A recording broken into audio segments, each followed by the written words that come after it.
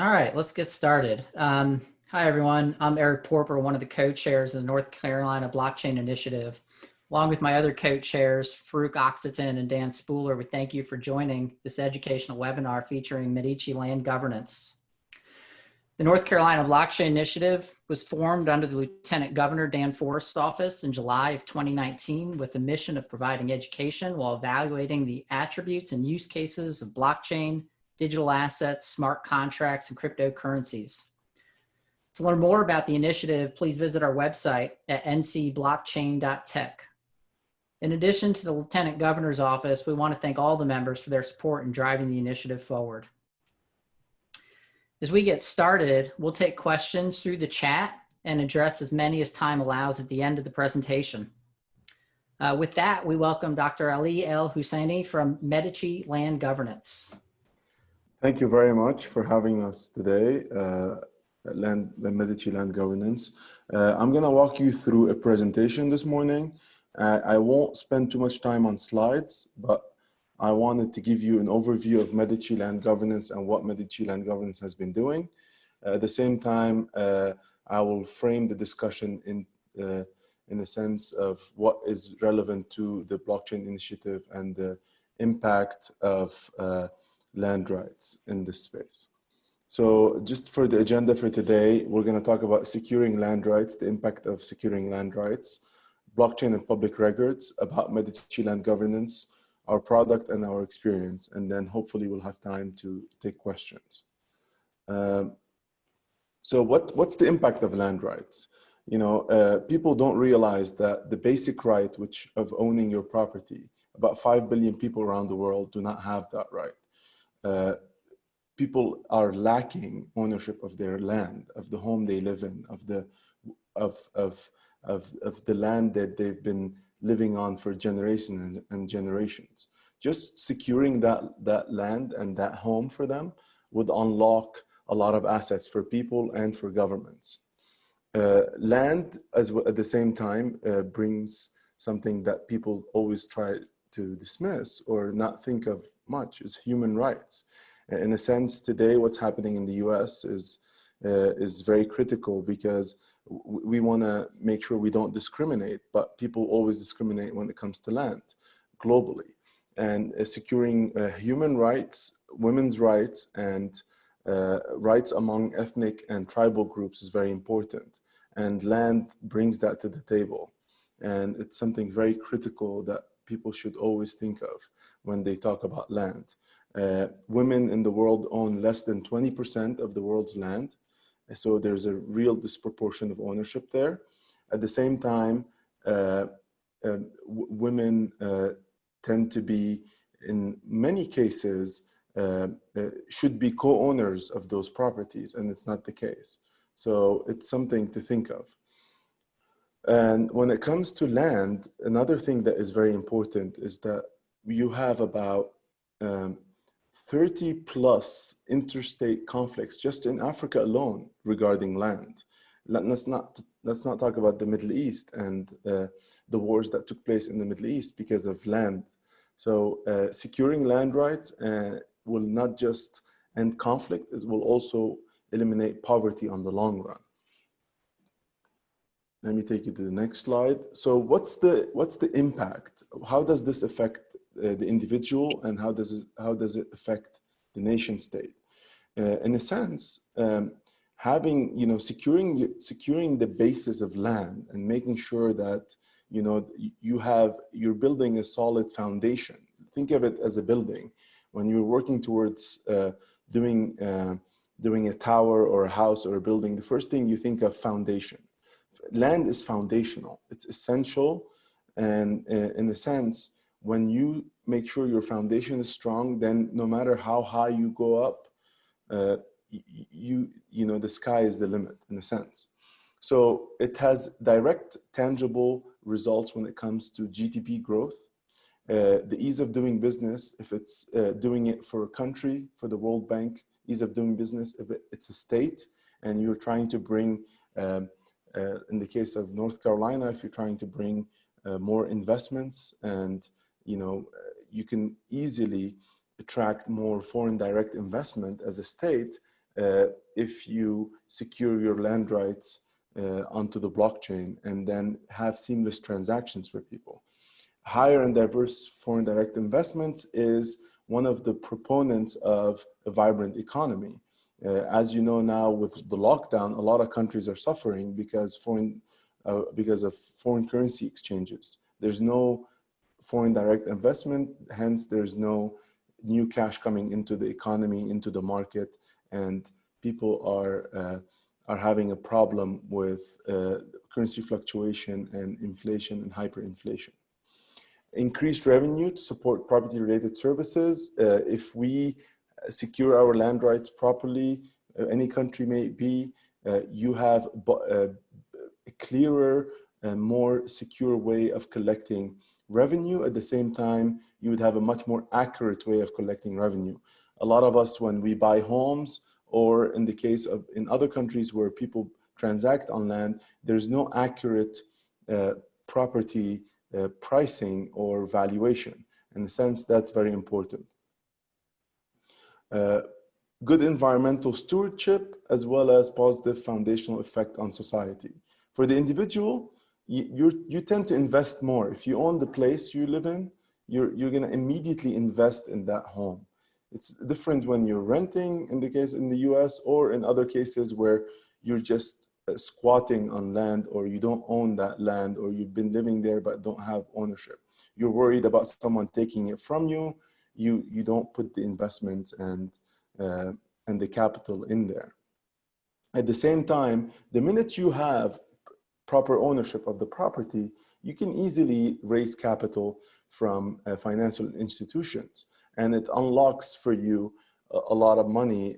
Either may be giving that title as a mortgage, or putting your property on lien and getting financing, or may be you as well giving it as inheritance to a family member or such. At the same time, you're securing rights for women and children. I'll give you quick statistics. People used to spend, in the case of Rwanda, people that did not own their homes spent about 60% more time than people that had a proper title deed of their home. So people tend to spend less time in their home and go out into the market and get jobs and be more active if they had a secure property and a secure title on their land, which is not the case if they don't. So they're worried about someone taking that place from them. They don't have proper ownership and such. So how does blockchain benefit land records? So in a sense, blockchain using a ledger method, let's say Adam owned the property in the 1900s, then Adam sells the property to Miriam's father in the 1930s, and then Miriam inherited the property in 2007. What makes this important for blockchain? What makes it important is that these records are all on the same ledger. On each block, as you can see there, the property records have been recorded. And then you can go back and have traceability, you have resiliency, and you have immutability. In a sense, just think of the 10 commandments. Once they're written, they're written. And once something is written on blockchain, it's there to stay. And then you can always track it back. Doesn't mean that you can't change it. It means you can change it in the future, but what record has been there is not there to be played with. So it's tamper-proof. So Miriam would feel very secure that her land records are there to stay. No matter what happens in the future, she knows that those records are there to stay. So Medici Land Governance, we are a public benefit corporation, and I'll tell you what our mission is shortly after. We're a leader in building quality technology for land governance tools. And then we have a subject matter experts and technologists that focus on land rights. Our mission, MLG, pledges to promote economic development and full financial inclusion by helping individuals to establish formal ownership of their home and land. Our work is broad, and I'll go through where our work is focused on and what parts of the world it's focused on shortly after. So how do we do so? So we work on facilitating and automating secure public records for land ownership. We leverage blockchain and other technologies to do so. We provide user-friendly, cost-efficient land administration systems for states, counties, and cities, and central governments as well around the world. We support agencies in digitizations of their current land records. We engender trust and security in the data. And then more importantly, the results of that would diminish human error, corruption, and accidental damages to land records. In a sense, technology today has really made a huge leap forward. Think of it as what did the telecom companies do for the landlines? It basically, there was no need for India, for example, to spend billions upon billions of dollars to invest into the infrastructure of doing landlines all across the country and having copper lines go across. Instead, the telecom solved that problem and it leapfrogged India into the future. Same thing here with these emerging technologies that are out there nowadays, specifically starting off with blockchain as the basis. You're able to leapfrog and be able to get to the 21st century with the most advanced land administration system instead of going and building blocks the old-fashioned way. So with MLG, the way we do this is we have about 4 products as of now, and we're working on others in the pipeline. The first one would be systematic land titling application, where we quickly, accurately, and efficiently gather homeowner information for land issues, land rights, and we end up working on gathering all the necessary information to issue title deeds for people. We have a land administration system. We leverage blockchain technologies to digitize records, store and secure land transactions in a very efficient and secure way. We have a public records onto the blockchain. Blockchain provides tamper-proof records of title as well as searchability, transparency, and security to the owner as well as to the government agency that is responsible for securing those land rights. Our fourth product is land valuation and taxation. We leverage drone technology, machine learning to capture imageries and maps, and we capture as well, we gather data sets for every property that we then are able to get accurate land valuations and hence taxation. In a sense, if you think of, well, how much am I paying taxes? A lot of times people end up selling their homes a lot more than what the government, what the county is taxing them for in the US, because it's not really accurate. It's based on averages and there's all these calculations. In a sense, by having very accurate information and putting all that information together, you're able to get up to a 1% accuracy. So 99% accuracy, and then there's a 1% inaccuracy there. So let me talk to you about each product. Firstly, with our systematic land titling program, we're able to help agencies around the world to quickly and efficiently gather homeowner information. So what we use is tablets that I'm going to show you in one of our country examples. We have a proprietary applications that we've built out, so we're able to do applications that would gather pictures, drone imageries, signatures, GPS location services as well, to have in a customized form to pick up all the data necessary to issue a title deed. And that's very efficient in the case of if you're working in the developing world. In the case of Zambia, where we're working, we're going to be discussing this at the same time. But in a sense, it's also very efficient if you're working in a place like North Carolina or Salt Lake City, where you want a tablet with everything you need to do a survey or to do other data gathering for a property, we are able to do so very quickly on that tablet. So we have high definition maps that we use through our drone imagery, and then people can verify that information. In the case of Zambia, we'll have community reviews, verification, endorsement.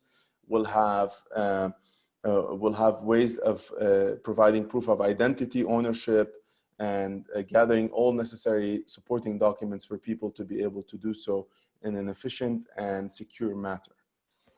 For our land administration system, we use blockchain as the main component to secure those land rights. We want to make sure that not just storing, but executing transactions is efficient and cost effective. You know, if you think of a transaction that takes place, there's too many steps happening. What we try to do is follow a secure way of digitizing the records. We find customizable solutions depending on if you're working in Zambia, Lusaka, or if you're working in North Carolina, Raleigh, or if you're working in Salt Lake City, Utah. We have precise cadastral information, so not just not just the records, but the textual and spatial data are all together coming along, and we have a streamlined approach for land administration system. More importantly, what we think of our land administration system is we think of one very important component is interoperability. In a sense, we want to make sure that what our technology that is that follows open source standards is able to connect with all different systems that need to be working with the land administration system. Public records onto the blockchain.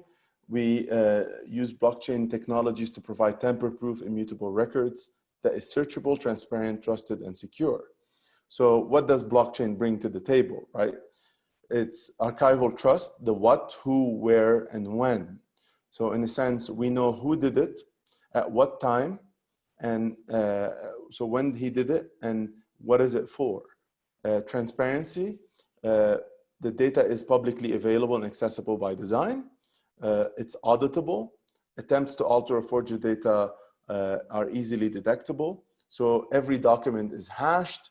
Every hash goes onto the blockchain and has a link to it, and make sure that anybody accessing those documents cannot change those documents, because then once that document is altered, it's immediately detected.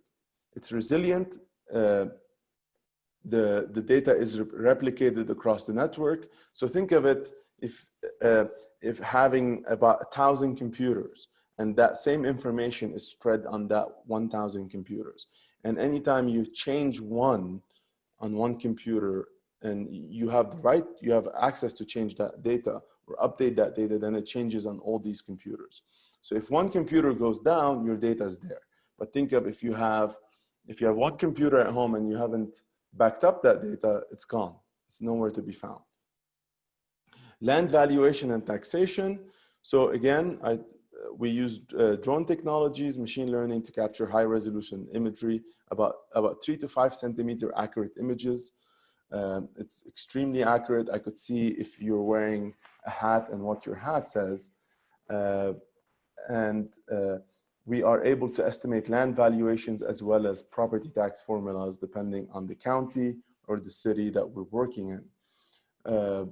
In a sense, these two come hand in hand, land valuation and taxation, and we are building state-of-the-art payment systems for people to transact securely from within their phones to pay their taxes. So our experience, I'll touch base on some of these. You've heard of us in the US. We worked in Wyoming, Teton County, and now we're working in Carbon County. We worked in Tulum, Mexico. We've worked in St. Kitts. We're working now on a new project in Liberia. We are currently working in Zambia, and we're expanding our projects there, as well as in Kigali, Rwanda.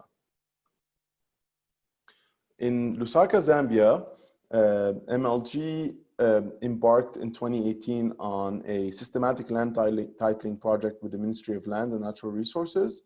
And in a way, we wanted to streamline and simplify the land titling program. In the case of Zambia, most of the land has not been titled, and we're working closely with the Ministry of Lands to do so.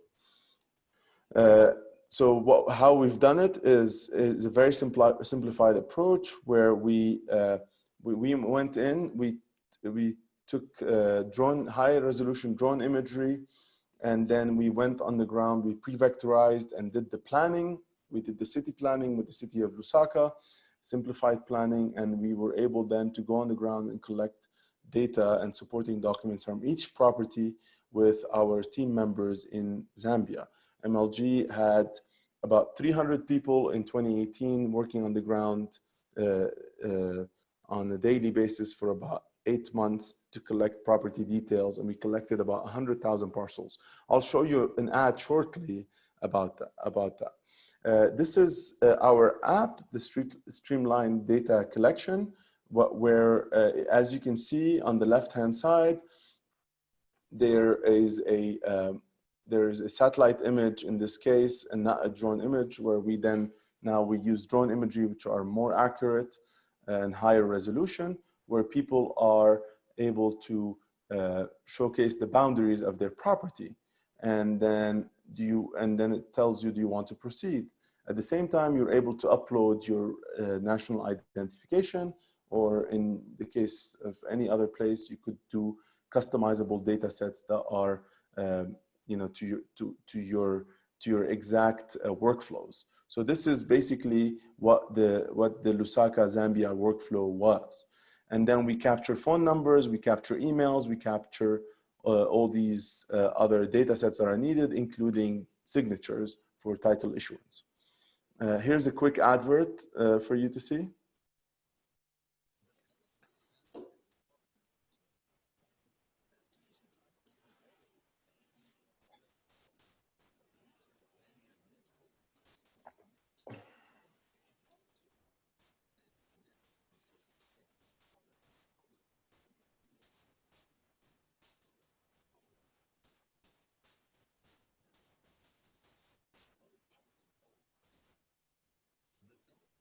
So in the case of Zambia, the Ministry of Lands and Natural Resources has really done a fabulous job, and that project is still undergoing, and the pilot has expanded drastically since then.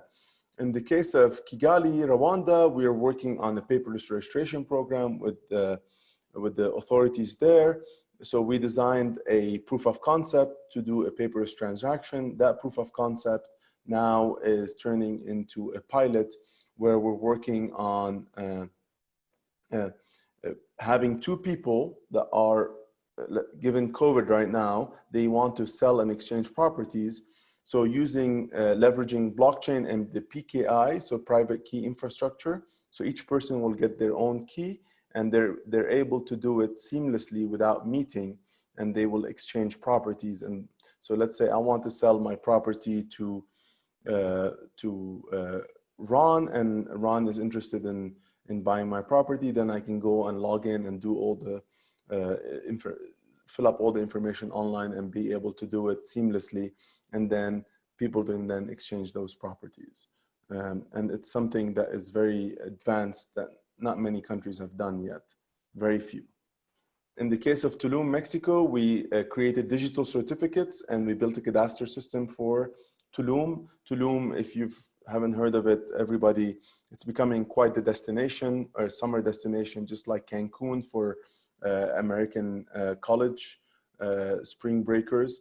Tulum has become a global destination, and Tulum as a new city did not have any information of the properties that were in that area under the jurisdiction of the city of Tulum. So we worked closely with the city of Tulum to build the cadastre system and issue digital certificates of ownership to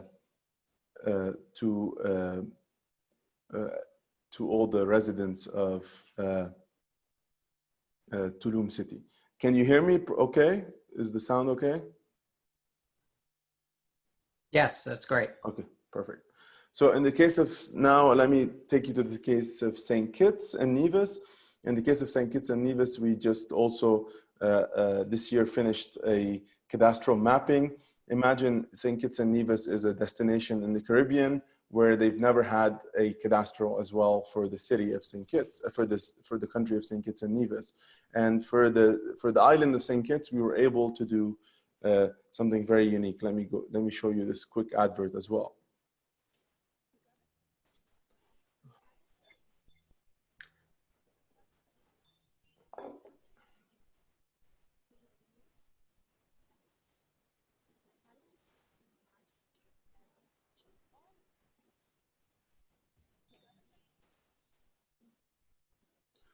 So in the case of St. Kitts, I don't know if you can see you could hear me. It seems like I'm getting messages that you couldn't hear me.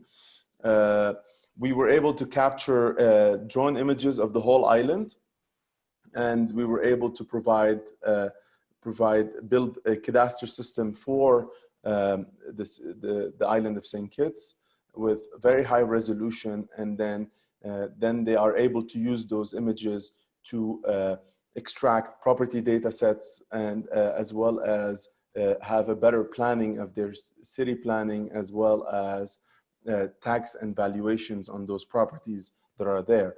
At the same time, they've had encumbered properties on state land that they were able then to see more accurately and then integrate that into their land administration system and use it more efficiently, as well as for taxation purposes.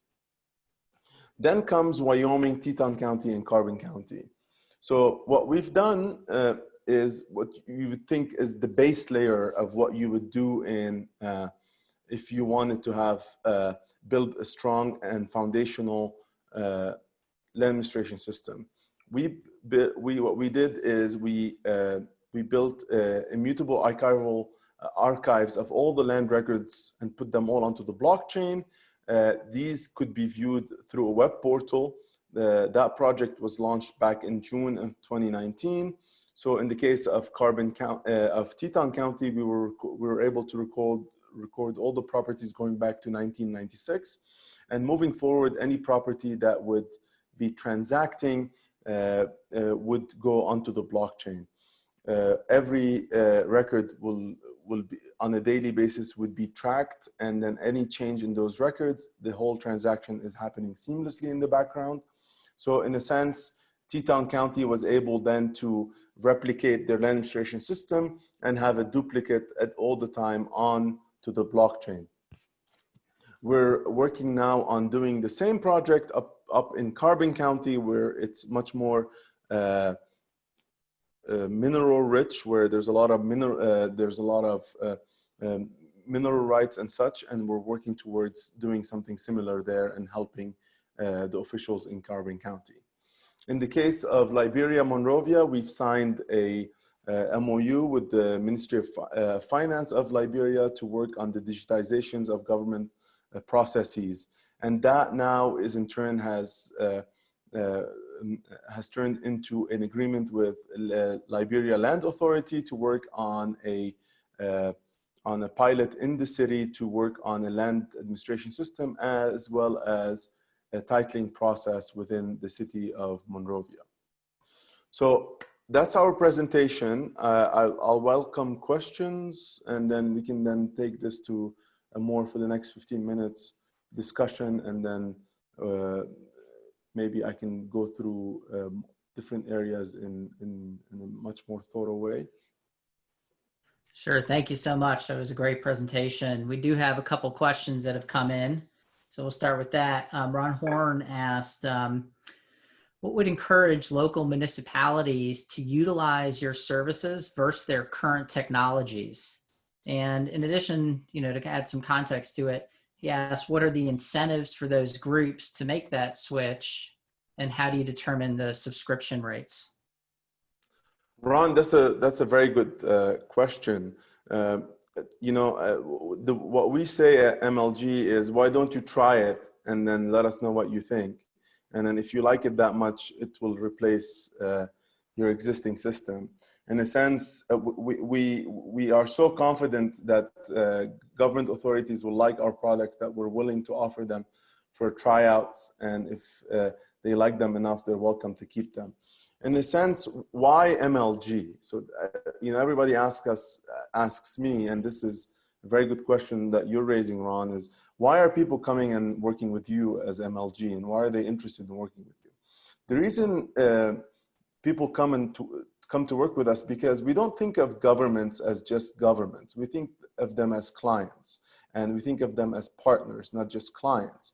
If you go online shopping today, your experience is seamless. In under 1 minute, you can find what you want, buy it, and be done with it. It's a very agile approach. When you go to do services with government, it's complicated, it's cumbersome. You feel like it's a weight on your shoulder. You feel like it's a task you need to do. We want to turn that experience into a very similar experience to your online shopping on overstock.com or on Amazon, where you want to do it in a seamless way. You want to feel like you want to be enjoying doing something with government services. And that's what we really think of when we build our technology. We want to do it in a seamless way. And at the same time, by doing it in a very efficient and way, we want to reduce cost. We want to reduce cost to you as the citizen, at the same time to government authorities. At the end of the day, the government is using public money to support their initiatives and any project that they're building or any services they have. You are the one paying for it. So by reducing the cost to you and to them, we think governments will take MLG's products. Okay. Are you working with any other U.S. states? And do you have any public-private projects in the works, specifically in the United States? We have a few in the pipeline. I cannot disclose who they are, but we have a few.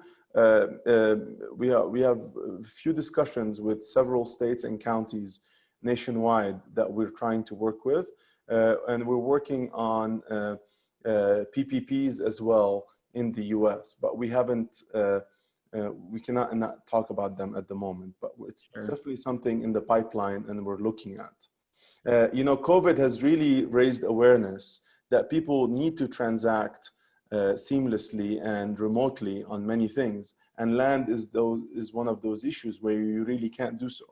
If I want a certified copy of my title deed, I need to go and then get it from the county recorder, and I need to have their stamp, and I need to have their paperwork, and I need to pay them for it, and I have to go in person, and if they're open, if they're not open. So it's something that we are really working closely on right now. Yeah, and that was actually another question that came in around COVID and how that has impacted your message and your business. It definitely impacted everybody, including MLG. In a sense, now we think of what the new normal is and how do we transact. In a sense, MLG, I've showed you the different products that we have, and for us, if we're meeting people in person and coming and collecting property data, we want to make sure that we maintain that social distancing and doing it in a way that is safe and secure for our clientele. At the same time, in the case of the US, which is much more of the discussion here, we want to make sure that the transactions are being seamless. So for us, it's slowed down our efforts when it comes to business development and having more and more partnerships, PPPs, or signed contracts. But at the same time, it raised awareness to the point that everybody now is telling us, how can we build a seamless transaction? How can we, as county recorders and county clerks, are able to get people what they need efficiently and seamlessly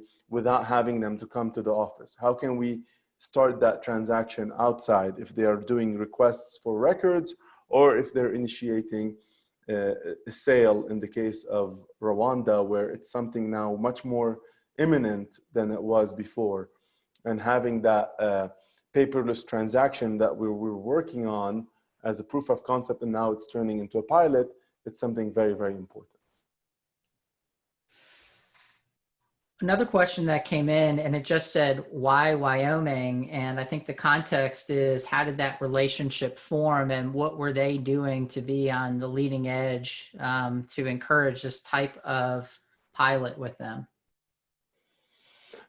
Question is, why Wyoming? Well, you know, Wyoming took the legislatures in Wyoming are to really be, you know, thanks to them, they were really avant-gardist in their views, and they were able to really make immediate changes when it came to legislation regarding land, when it came to legislation regarding banking and cryptocurrencies and other blockchain initiatives.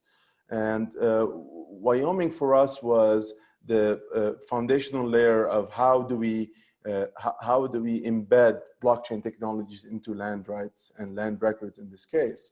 And it was the first step. That doesn't mean that it's the last step, but it's the beginning. And everybody has a story where they begin, and ours began in Wyoming by securing those land rights in Teton County first, and now in Carbon County. And hopefully we want to expand the project statewide, us and other service providers into the state of Wyoming, to make Wyoming the first state that has all their records onto the blockchain. And hopefully, you know, your state would be next. You know, North Carolina should be the next state doing so. Well, we certainly agree in progressing the technology. Another question that came in, a little more introductory. Earlier, you had mentioned PKIs. So the question was around, can you put a little more definition around what PKIs are and how they relate to land governance? And great question. So in a sense, when people want to transact seamlessly, you need to identify who that person on the other end is. So let's say me and Ron want to exchange properties. So there should be a public key and a private key. That private key will be given to Ron. Then the government official will have the key that would approve, that would then approve the transaction. And in a sense, then Ron can go online and identify himself and say, this is my private key, I am Ron, and I own this property and I want to sell it to Ali.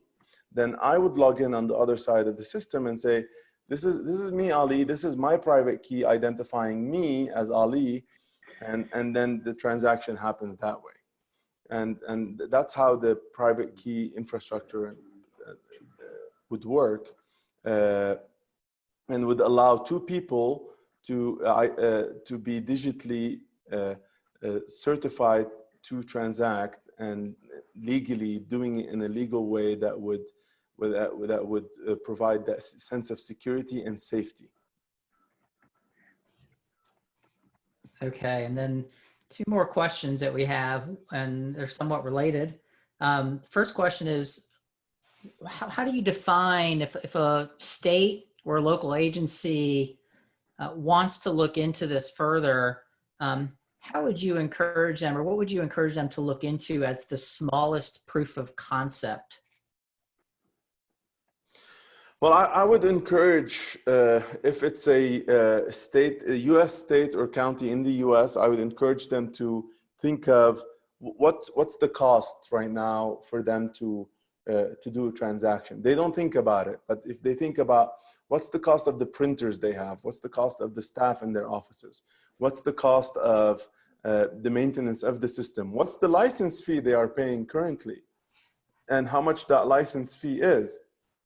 What are all these different aspects that are part of their the cost of transacting in their state or county, and then think of what can I do to bring down these costs and make them more efficient and more transparent. And the answer to that is put all those records onto the blockchain and use a new land administration system provided by MLG. I'm not saying we're the only ones out there, but I'm saying the old way of doing things should change. I don't know why we're very good at, when it comes to consumer goods, we're very good at having phones like these and be able to do everything on those phones when it comes to our daily life. And including this meeting today, we're doing it over Zoom. But when it comes to government transactions, we go back about 30 years back. It shouldn't be the case. Everything should be on the same momentum. And we want to ensure that that momentum is there, and we want to ensure that that's happening globally. And a great question just came in. Some governments fear loss of data and control if they are to use blockchain. What assurances are there that this technology will not be disruptive to the extent that the state loses its mandate over land registers? I don't know why would the state lose the mandate over their land registry if they're the ones that signing off on these transactions, unless the state wants to do so and then has a law that would do so. In a sense, what would make your current hard drive so secure? My question would be to the person asking that question: what would you think that your computer and your hardware in your home is more secure than 1,000 computers? What I'm saying is, you don't need to, by putting your land records onto the blockchain is a very safe and secure way, because the data is not on one computer, is on 1,000 computers. That's one. Two, I think the question is, what makes blockchain and this, and depending on which blockchain we're using, what if it disappears, or was it gonna last? Is it gonna be there 20, 30 years ago? And my question is, why would it not be? It does, if it's a public blockchain and there's a use and utility for it, it will be there.